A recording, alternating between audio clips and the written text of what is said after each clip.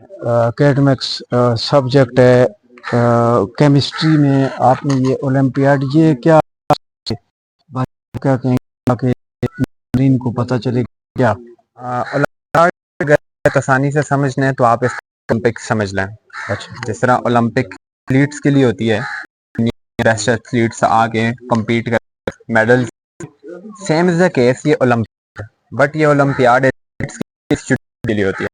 जो ठीक। Student are under 20 अच्छा। और वो इसी के स्टूडेंट, तो ठीक। वो इसमें को अप्लाई कर सकते हैं। हर मुल्क को 4 अप्लाई करने की इजाज़त होती है, तो हर मुल्क ने 4 बेंच को सेलेक्ट करता है। अच्छा। हाँ, मुल्क के 4 बेंच के बेस्ट पूरी दुनिया में ब्रिटिश है, और उस मेडल्स में gold medal, silver medal, bronze medal और ऑनरेबल मेंशन का सर्टिफिकेट। इसके लिए पाकिस्तान में जो है, पाकिस्तान में इदारा है, वो है एनएसटीसी, नेशनल टेस्ट कॉन्टेस्ट। अब एनएसटीसी स्पेसिफिकली हमारा एनसीटी था,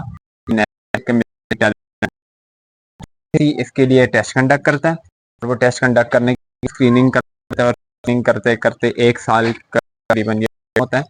इस साल के टाइम में वो अपने फाइनल 4 सेलेक्ट करते हैं और उनको तैयारी करके हर साल बाहर भेजते हैं, और पाकिस्तान यूं मेडल भी है और ऑनरेबल मेंशन भी, ये सब पाकिस्तान में अभी तक। हमारे साथ मौजूद हैं सैयद मनीर शाह साहब, जो सादात के बहुत बड़े रहनुमा भी हैं। शाह साहब, आप इस कामयाबी के हवाले से क्या कहेंगे? बच्चे ने बहुत बड़ी इंटरनेशनल लेवल की जो अचीवमेंट की है। देखिए जी, ये अल्लाह पाक का एहसान है, और हमारी सारी फैमिली ख़ानदान के लिए बायस इज़्ज़त बायस मसरत है। लेकिन इसमें सबकी पार्टिसिपेशन अपनी जगह पे, लेकिन